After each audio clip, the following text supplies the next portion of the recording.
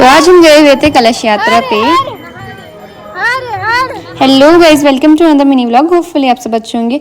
तो सुबह सुबह मेरा हाथ कट चुका था, उसके बाद मैं यहाँ पे नहा धो ली थी और मस्त अपना हेयर केयर स्किन केयर किया मैंने। उसके बाद मैं रेडी हो चुकी थी और यहाँ पे सारे कलश भी रेडी हो गए थे क्योंकि आज हम जा रहे थे कलश यात्रा में क्षेत्रपाल।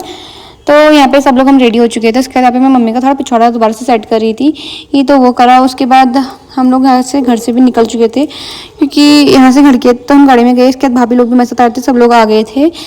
फिर सबसे पहले गए देवी मंदिर और यहाँ भेंट चढ़ाई।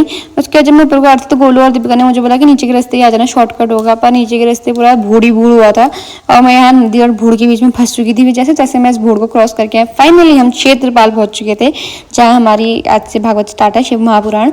और यहाँ मंदिर इतना सुंदर सजा हुआ था और I just love this place यार। उसके सबसे पहले हमने अपने हाथ पैर धोए और उसके बाद सारे मंदिरों में दर्शन भी कर लिए थे हमने। दर्शन करने के बाद यहाँ पे दीपिका पीस रही थी चंदन, क्योंकि हमें चंदन लगाना था अपने सर में। और यहाँ पे फिर योगिता ने पहले दीपिका के सर में चंदन लगाया, उसके बाद मेरे सर में भी मस्त करके इतना बढ़िया करके चंदन लगाया। और क्या ही ग्लो आता है चंदन लगाने के बाद फेस पे यार, मुझे ऐसा लगता है पर्सनली। उसके बाद यहाँ पे बैरन भी आ चुका था।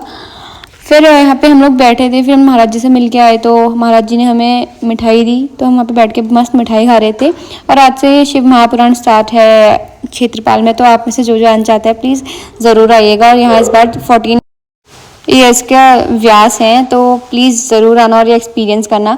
उसके बाद यहाँ पे हमारी कलश यात्रा स्टार्ट होती है। सबसे पहले ये सारे के सारे कलश जो होते हैं, मतलब यात्रा में जाने वाले, उनकी पहले नीचे मेन नल के वहाँ पे, मतलब जो पानी का स्रोत होता है उसके वहाँ पे पूजा होती है समथिंग। उसके बाद सब लोग अपने अपने कलश में इस ही जल को भर के लेके जाते हैं और उसके बाद कलश यात्रा स्टार्ट होती है। देखो यहाँ पे सब शुरू हुआ, पूजा होने के बाद सबने अपने अपने कलश में ये जल भरा, उसके बाद जाके कलश यात्रा स्टार्ट होती है।